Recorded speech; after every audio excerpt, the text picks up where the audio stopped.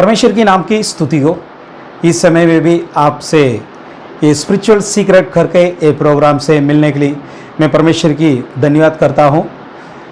आप पहला 2 पार्ट हम देखे हैं, अपना आत्मिक जीवन में एक नू कैसा एक जहाज बनाया, उसके द्वारा हमारा आत्मिक जीवन में क्या रहस्य बात है, क्या मुक्त बात है, उसको हम अभी तक देखें। 2 बात देखें। पहला हम देख पढ़े हैं उरपति 6वां अधिकार 4वां वचन, ऐसा लिखे, इसलिए तू कोपर वृक्ष की लकड़ी का एक जहाज बना ले, उसमें कोठरियाँ बनाना और पित्थर और बार उस पर राल लगाना।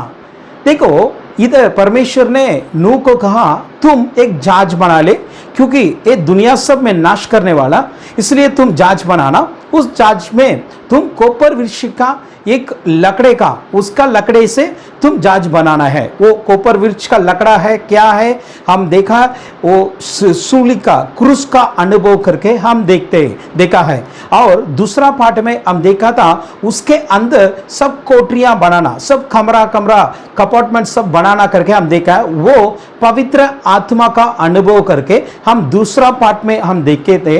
और ये तीसरा पार्ट में हम ये देखने वाला है, वो परमेश्वर ने वो नूह को कहा तू पीतर और बार मीन्स अंदर और बार दो तूने उसमें राल लगाना करके बताया।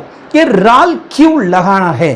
देखो, ये नाव बना रहा है, ये नाव किसमें होने वाला भी पानी के ऊपर जाने वाला है, ठीक है। अब ये पानी के ऊपर जाना तो उसको वो लकड़ा क्या है, पानी में क्या आता है, वो सूख जाता है। वो पानी में के अंदर क्या है, वो अंदर चला जाएगा। इसके लिए क्या है, वो पानी को खींचता है, लकड़ा ना पानी को खींचेगा, इसकी वजह से पानी अंदर आ सकता है, नहीं तो पानी के अंदर ये जा सकता है। अभी इसीलिए परमेश्वर ने उससे कहा तुम बाहर और अंदर तुम उसमें क्या राल लगाने का। राल मतलब क्या है, वो पानी अंदर नहीं आने का करके हम उस पर एक उसमें हम देखते हैं, अभी रोड में डालते हैं वो उसके वजह उस डांबर, वो रोड में डालते हैं, वो डांबर है, उसके जैसा एक है। उससे क्या करना है, तुम अंदर और बाहर वो डालना करके बताया, क्योंकि ये जहाज ने अंदर नहीं जाना चाहिए, पानी के अंदर नहीं जाना चाहिए, इसलिए परमेश्वर ने ये बोला। अभी देखो ये क्यों अंदर और बाहर ये लगाना है।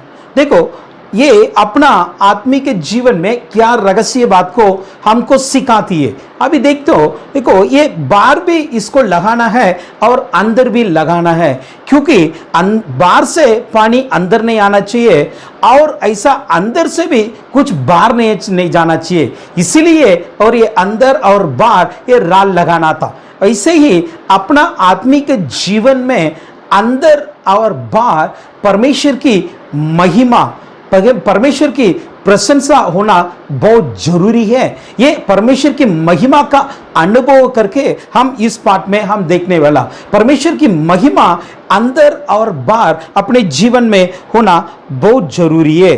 देखो, वो निर्गमन 40वां अधिकार एक्सोडस चैप्टर 40 वर्स 34 में हम देखते हैं, तब बादल वो मिलाप वाला तंबू पर था गया और यहोवा का तेज वो निवास स्थान में भर गया। इधर देखते हैं, एक मिलाप वाला तंबू को मूसा ने बनाया।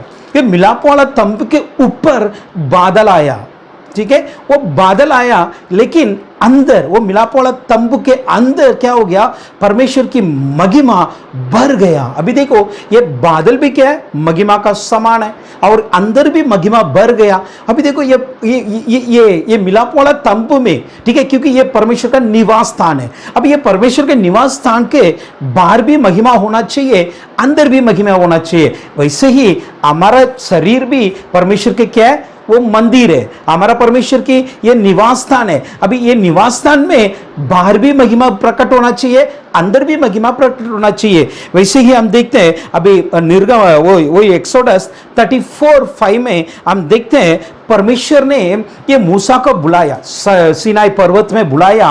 वो बुला के क्या बोला, मैं तू आजा, मैं वो पहाड़ के ऊपर मैं आऊंगा। कोई भी पहाड़ के ऊपर नहीं आना चाहिए, सिर्फ तू अकेला आना चाहिए। ये मूसा ने ऊपर गया, एक बादल में आकर परमेश्वर मूसा के पास खड़ा था, क्योंकि पूरा मूसा के पूरा मीन्स उसके आगे पीछे सब जगह पे वो बादल भरा है, वो महिमा भरा है। अभी इस मूसा ने देखो उसी अधिकार में 30वां वचन पढ़ेगा तो वही एक्सोडस 34 और 30 में हम देखते थे वो मूसा नीचे आ रहा था, उसका मुंह में, उसका फेस में वो परमेश्वर की महिमा प्रकट हुआ, प्रकाश हुआ था। ये लोग देख के डरने लगा। इधर देखो, पहला वो बादल के अंदर मूसा गया था, लेकिन बाहर आते वक्त वो बादल इसके अंदर आ गया था। वैसे ही अपने जीवन में भी हम तब महिमा के अंदर प्रवेश करते हैं, वैसे अपने अंदर भी महिमा आना बहुत जरूरी है। इसलिए वो नूह को परमेश्वर ने बोला तू बाहर भी राल लगाना और अंदर भी राल लगाना, क्योंकि ये परमेश्वर की महिमा की अनुभव है। क्योंकि ये देखो, ये 3 चीज को करने वाला है, ये रालना, ये 3 चीज को उधर करने वाला। क्या क्या करने वाला है?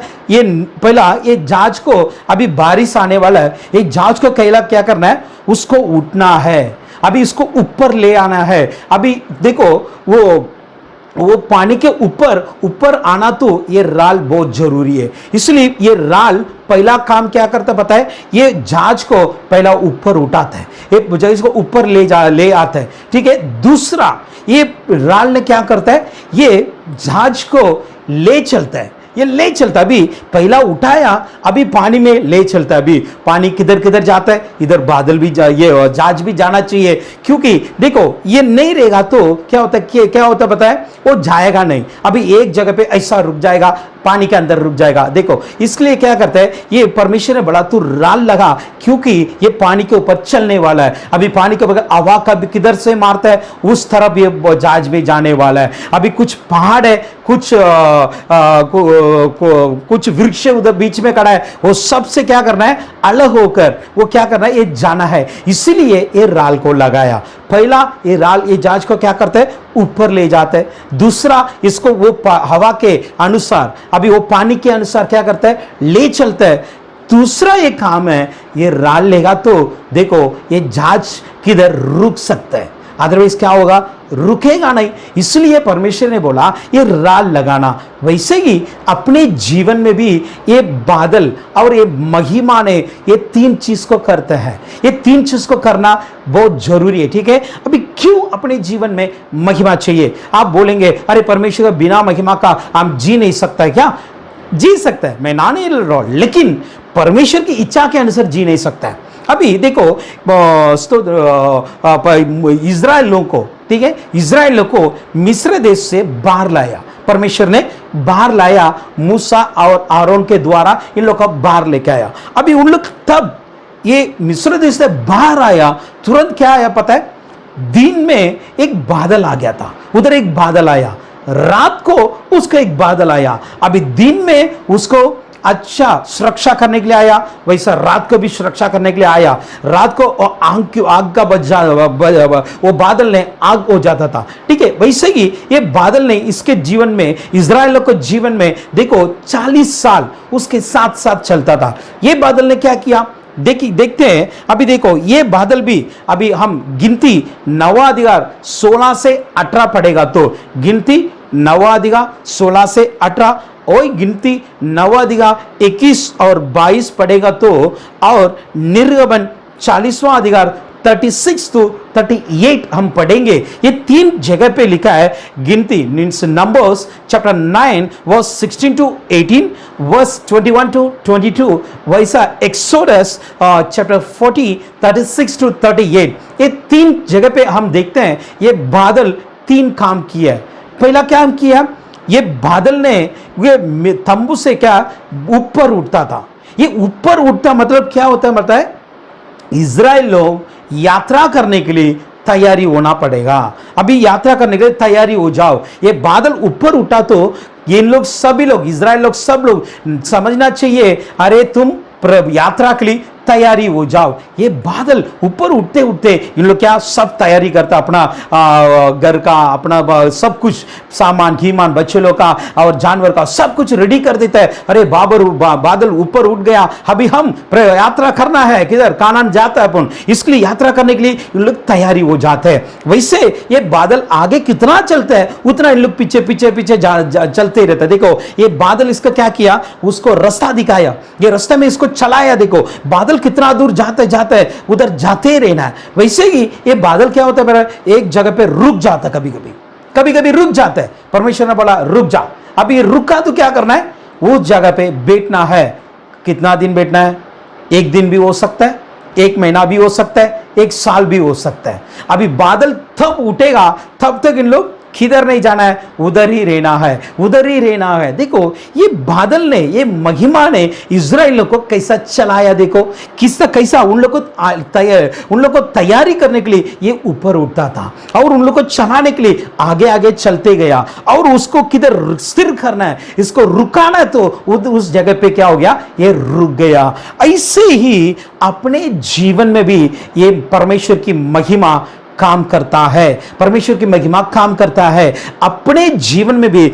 अपने से, अपने अंदर, अपने बाहर क्या है, परमेश्वर की महिमा ऊपर उठता तो हम भी ऊपर उठ सकते हैं। हम भी तैयारी होना है। देखो परमेश्वर के आगमन बहुत निकट है, इसलिए क्या करना है, परमेश्वर की महिमा कभी अपन को चला था वैसा ही चलना पड़ेगा। अभी नहीं तो हम किधर रास्ता बिगड़ जाएगा, अपना रास्ता किधर फिसल जाएगा। इसलिए क्या करना है, हम ये बादल के अनुसार, ये महिमा के अनुसार हम जीना बहुत जरूरी है। इसलिए क्या किया, हम प्रार्थना करना है आज, परमेश्वर मेरे जीवन में भी आपका महिमा मेरे फुल करने दो, परमेश्वर मुझे फिल करने दो। मैं वो महिमा के द्वारा, वो महिमा कैसा मुझे चलाता है वैसा हम भी जाना चाहिए। इजराइलों को कैसा मिस्र देश से निकालकर कानान पहुंचाए बादल ने, वैसे ही इस महिमा ने, इस मिस्र देश जैसा ये दुनिया में है ना, यहां से वो स्वर्ग राज्य में पहुंचाएगा। इसलिए परमेश्वर उसका महिमा को अपना बाहर भी रखा है, अपना अंदर भी रखा है, अपने अंदर भी रखा है। इसलिए परमेश्वर को, परमेश्वर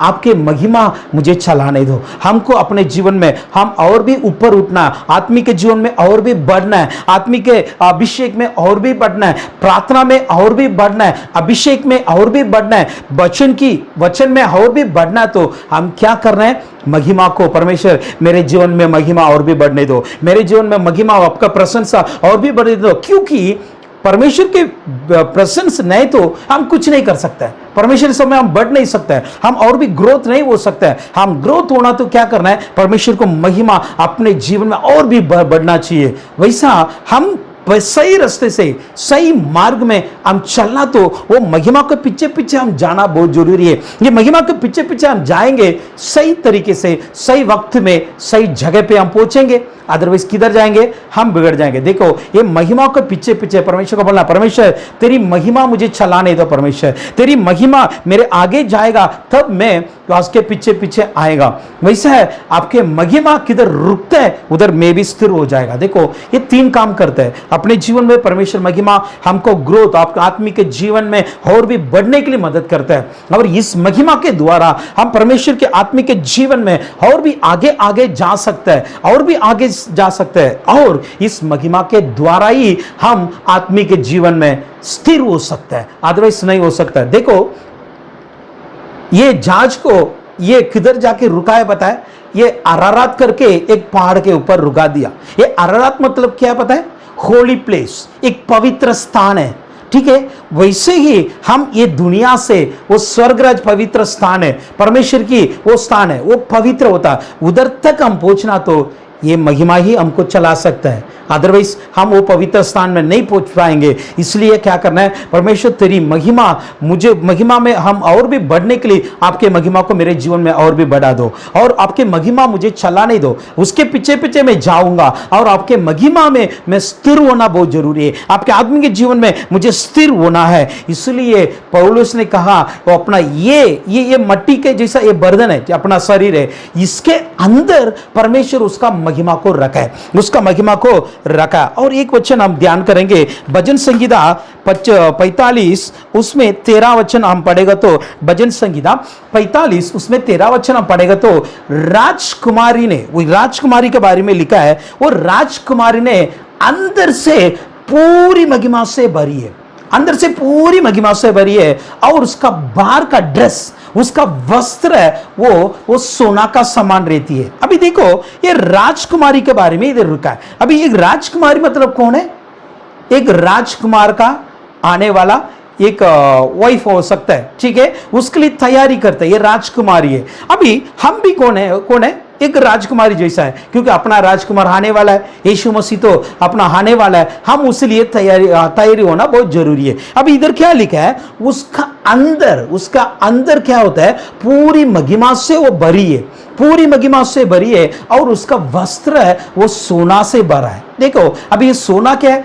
वो भी महिमा के वो एक समान है, ठीक है। अभी उसका वस्त्र भी क्या होना चाहिए? महिमा की वस्त्र होना चाहिए, और अंदर भी क्या होना चाहिए? महिमा भरना चाहिए। अभी हम कभी कभी सोचते हैं, अरे यार हम कोई भी वस्त्र पहन सकते हैं, कैसा भी जी सकता है। नहीं, ऐसा नहीं हो सकता है। हम कौन है? हम राजकुमारी जैसा है, ठीक है, हम राजकुमारी जैसा है। हमारा परमेश्वर ने आने वाला एक दिन, अभी उसको मिलने जाना तो हमारा वस्त्र भी क्या होना चाहिए? महिमा से भरा हुआ वस्त्र होना चाहिए। अभी वो स्वर्ग राज्य में कौन रुकते पता है? एक सफेद वस्त्र पहनकर वो खड़ा है उन लोग। अभी उन लोग के बारे में परमेश्वर ने बोला, ये कौन है तुझे पता है? इन लोग अपना परमेश्वर के लघु से धोया हुआ वस्त्र को इन लोगों को पहना है, ये धर्मी का वस्त्र को इन लोगों को पहना है, एक पवित्र वस्त्र को इन लोगों को पहना है। अभी देखो वैसा वस्त्र अपने जीवन में होना चाहिए। हम अच्छा ड्रेस पहनते हैं वो अच्छी बात है, लेकिन अपना वस्त्र क्या होना चाहिए? पवित्रता होना चाहिए। अपना वस्त्र क्या होना चाहिए? धर्मी का वस्त्र होना चाहिए। अपना वस्त्र में क्या होना चाहिए? परमेश्वर की महिमा होना चाहिए। अपना वस्त्र के बारे में भी हम बहुत स्ट्रिक्ट लेना, बहुत उसमें बहुत केयरफुल रहना बहुत जरूरी है, ठीक है, क्योंकि अपना अंदर सिर्फ अंदर ही परमेश्वर महिमा नहीं देता है, अपना बाहर भी परमेश्वर महिमा रखा है। ये लोग को देखने दिखाने के लिए परमेश्वर देखो मूसा का चेहरे पे उसको महिमा को प्रकाशित किया ना, वैसे ही ये लोगों को देखने के लिए परमेश्वर अपना शरीर में भी उसका महिमा को प्रकट करता कभी कभी। इसलिए क्या करना है? अपना शरीर को परमेश्वर की महिमा से भरने के लिए अपन अर्पण करना बहुत जरूरी है। इसलिए हम कोई भी वस्त्र नहीं पहनना है, कोई भी कैसा भी रहना, ऐसा नहीं रहना चाहिए। हम कैसा होना चाहिए? अपना शरीर को भी परमेश्वर की महिमा से भरकर, परमेश्वर आपके महिमा का अंदर मेरा शरीर को मैं सौंपता हूं परमेश्वर, मेरा वस्त्र को मैं सौंपता हूं परमेश्वर, मेरा जीवन को मैं सौंपता हूं, मेरा बातों को मैं सौंपता हूं, मेरा आंखों को मैं सौंपता हूं करके हमारा पूरे शरीर का हर एक पार्ट्स को क्या करना है? परमेश्वर को महिमा को हम अर्पण करना बहुत जरूरी है, क्योंकि महिमा बाहर भी प्रकट होगा तो ही आपके बारे में लोग ने बताएगा, अरे ये सच से ये परमेश्वर लोग है। अदरवाइज परमेश्वर को लोगों ने कहा, हम बोलेंगे अरे यार मैं तो ये एक्ट्रेस कैसा है, वो एक्ट्रेस कैसा है, उसके जैसा मैं भी रहूंगा। नहीं है, हम तो उसके समान नहीं रहने के लिए आया है। परमेश्वर हम क्यों चुना पता है? वो एक्ट्रेस जैसा बनाने के लिए नहीं चुना है, किसी एक्टर के जैसा बनाने के लिए नहीं चुना है। हमको परमेश्वर उसके समान बनाने के लिए चुना है। इसलिए क्या करना है? हम परमेश्वर की योग्य क्या है उसी वस्त्रों को पहना है। परमेश्वर की योग्य क्या है वैसा हम जीना है, वैसा हम बात करना है, वैसा ही हम चलना है। वैसा तब चलेंगे तब परमेश्वर को हम आगमन के वो तैयारी होते हैं, परमेश्वर को मिल सकता है, परमेश्वर के साथ रह सकता है। अभी देखो ये इसका वस्त्र क्या है? बाहर से महिमा से भरा, और इसका अंदर भी मतलब उसका मन भी,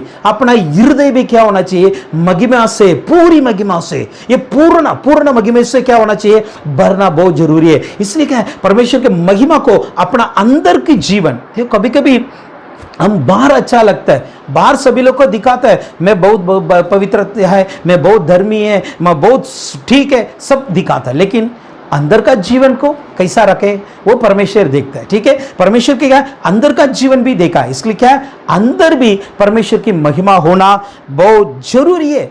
वैसा होगा तो क्या होता बताए? हम एक दिन आएंगे, ठीक है। वो दूसरा कुरिन्थियों तीसरा अधिकार 18 वचन हम देखेंगे तो दूसरा कुरिन्थियों तीसरा अधिकार 18 वचन में ऐसा लिखा है कि हम उसी तेजस्वी रूप में अंश अंश करके हम बदलते जाते हैं। देखो, हम महिमा के ऊपर महिमा पाकर, महिमा के ऊपर महिमा पाकर हम रूपांतरित हो जाते हैं, हम रूपांतर होते हैं। ठीक है, हम अभी महिमा के ऊपर महिमा बाना है, मतलब मेरा बाहर भी महिमा और अंदर भी परमेश्वर की महिमा। इस महिमा में और भी बढ़ना है, और भी महिमा चाहिए, और भी प्रसन्न चाहिए, और भी परमेश्वर के समूह में मुझे और भी आनंदित चाहिए करके इस महिमा में हम और ऊपर ऊपर जाते जाते रहेंगे। तब एक दिन क्या होता पता है, हम एक दिन परमेश्वर की समान एक रूपांतर के रूप में बदल जाते हैं, एक रूपांतर के रूप में हम क्या होते हैं, बदल जाते हैं। लेकिन अपने जीवन में परमेश्वर की महिमा नहीं है, अपने जीवन में परमेश्वर के प्रशंसा नहीं है, हम कैसा रूपांतर के रूप में बदल सकेगा। देखो, पहले यो पतरुस, यूहन्ना, याकूब को, ये तीनों को परमेश्वर ने एक दिन एक पहाड़ के ऊपर ले गया था, एक पहाड़ के ऊपर ले गया। उधर जाके यीशु ने, सिर्फ यीशु ने क्या हुआ, एक रूपांतर हो गया था, रूपांतर हो गया उसका। देखो, उसका बाल बदल गया, उसका आंखों बदल गया, उसका पूरा फेस बदल गया, उसका वस्त्र इतना सफेद हो गया था। ठीक है, सफेद मतलब रोशनी जैसा बदल गया, उतना सफेद बदल गया, सब कुछ बदल गया। अभी ये तीनों उसके साथ ही है, देख रहे, लेकिन उन लोग के अंदर रूपांतर नहीं है, क्योंकि उन लोग के अंदर महिमा नहीं है। अभी यीशु मसीह का अंदर महिमा है, इसलिए क्या हो गया, वो पिता ने उससे बात करते वक्त ऊपर से वो बादल आया, वो बादल से पिता ने बोला, ये मेरा अच्छा मेरा लाडला पुत्र है, इसको आप आवाज, इसका आवाज सुनो करके पिता ने बात किया ना। तब क्या हो गया, यीशु का चेहरा, यीशु का शरीर, यीशु का वस्त्र सब रूपांतर हो गया। अभी वो चेहरा देख नहीं पा रहा है, इतना रूपांतर हो गया। वैसे ही हमारा अंदर आज महिमा रहेगा, अपना जीवन में परमेश्वर की महिमा रहेगा। तब वो परमेश्वर वो आगमन में आते वक्त, ठीक है, वो आगमन में आते वक्त हम भी क्या होता है, रूपांतर होंगे।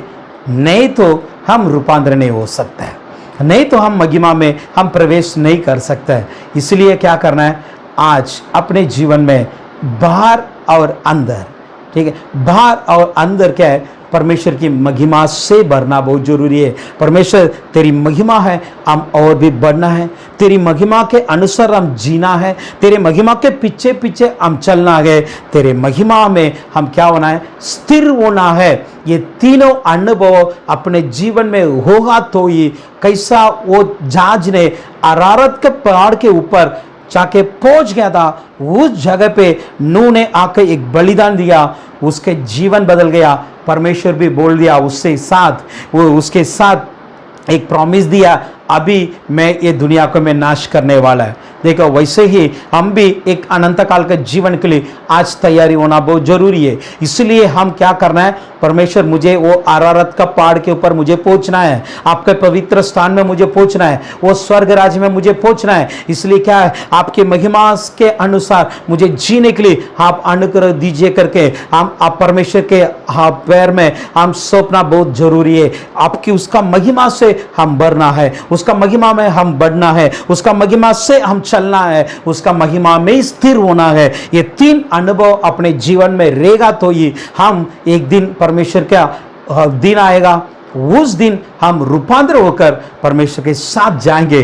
देखो, हम अभी कैसा है पता नहीं, वैसा प्रेरित ने ऐसा लिखा है कि एक अपोस्तल ने ऐसा लिखा है कि मैं अभी हम कैसे पता नहीं, लेकिन मुझे एक विश्वास है, उस दिन में, उस आगमन का दिन में मैं उसके समान बदल जाएगा, क्योंकि मैं उसको फेस टू फेस, मैं सामने आमने सामने मैं उसको देखेगा, इसलिए मैं उसके समान रहेगा। देखो, हम आज कैसा है, एक हर एक जन हर एक कलर में है, हर एक रूप में है, हर एक हाइट वेट में है, सब कुछ अलग अलग है। लेकिन एक चीज समझ लो, आपका उसका आगमन दिन में, परमेश्वर के आगमन का दिन में हम सभी लोग उसके समान बदलना है, क्योंकि हम उसके आमने सामने करने वाला है। अभी उसके समान रहेगा तो ही उसके आमने सामने कर सकता है, उसको फेस टू फेस हम मिल सकता है। इसलिए क्या करना है, परमेश्वर की महिमा में हमारा जीवन को बदलना बहुत जरूरी है। बोलना, परमेश्वर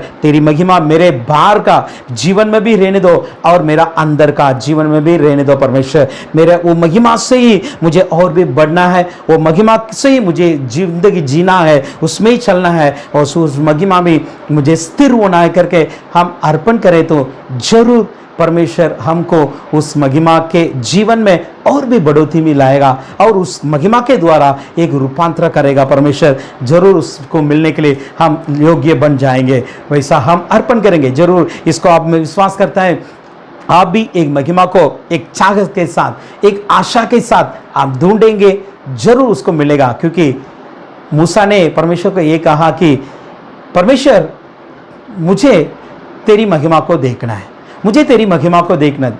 परमेश्वर ने बोला देखो, कोई भी इंसान मुझे देखकर जिया नहीं, अभी तक वो जी भी नहीं सकता है, फिर भी तेरे लिए मेरे आंखों में अनुग्रह है, इसलिए तेरे मेरा दृष्टि में अनुग्रह है, तो आजा करके उसको लेके गया। उसको बोला मैं आएगा, तेरे पास खड़ा भी नहीं रह सकता है, मैं जाते जाते रहेगा, मेरा हाथ से तेरे को ढांप लेगा, तू मेरा पीछे बाजू में देखना, मैं मेरा आगे तू देख नहीं सकता है, क्योंकि मेरा फेस को देखे कोई जी नहीं सकता है, क्योंकि मैं परमेश्वर है, तू इंसान है, ठीक है। इसलिए परमेश्वर ने बोला ठीक है करके वे मूसा ने ऊपर गया। लेकिन उधर क्या हो गया, परमेश्वर मूसा के पास खड़े रहकर उससे बात करना शुरू कर दिया, उससे फेस टू फेस बात करने शुरू कर दिया। एक दिन आरोन और मिरियाम ने मूसा का बारे में सोचा, अरे क्या है, यही सिर्फ परमेश्वर से बात कर सकता है क्या, इसके सिर्फ इसको ही बुला कटा है क्या, हमको नहीं करके उससे झगड़ा किया था।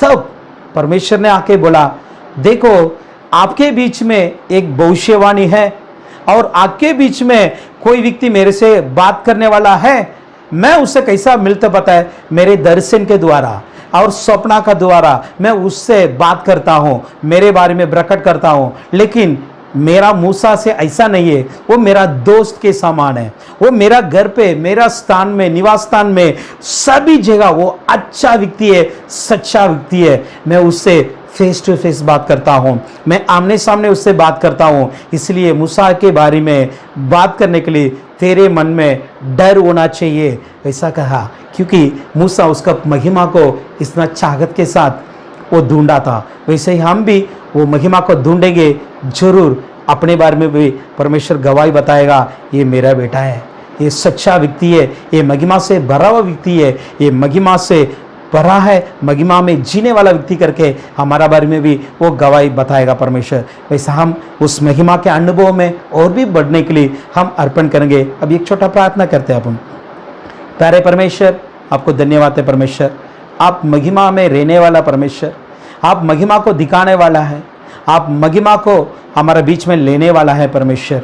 आज आप सिखाइए परमेश्वर, वो जांच का बाहर और अंदर वो राल लगाता, वैसे ही हमारा जीवन में भी बाहर और अंदर आपके महिमा होना चाहिए। उस महिमा में हम बढ़ना चाहिए, उस महिमा में हम जीना चाहिए, हम हमारा हर एक दिन उस महिमा के द्वारा चलना चाहिए और उस महिमा में हम स्थिर होना चाहिए परमेश्वर। वैसा हर एक जन को आशीष कर दो। ये वचन के सुना हर एक जन के जीवन में आपका महिमा होने के लिए मैं प्रार्थना करता परमेश्वर। इस महिमा में और ये महिमा के ऊपर महिमा पाकर इन लोग एक दिन में रूपांतर करने के जैसा योग्य बनने के लिए मैं प्रार्थना करता परमेश्वर। जो कई आशा के साथ, इच्छा के साथ आज आपके महिमा को ढूंढ रहे हैं, उसके जीवन में महिमा को प्रकट करो। इन लोग का द्वारा अनेक लोगों को आपका महिमा को प्रकट करो परमेश्वर। वैसा करने वाला इसके लिए धन्यवाद। सारे आदर महिमा आपको देते हैं, यीशु के नाम से मानते पिता, amen. God bless you, amen.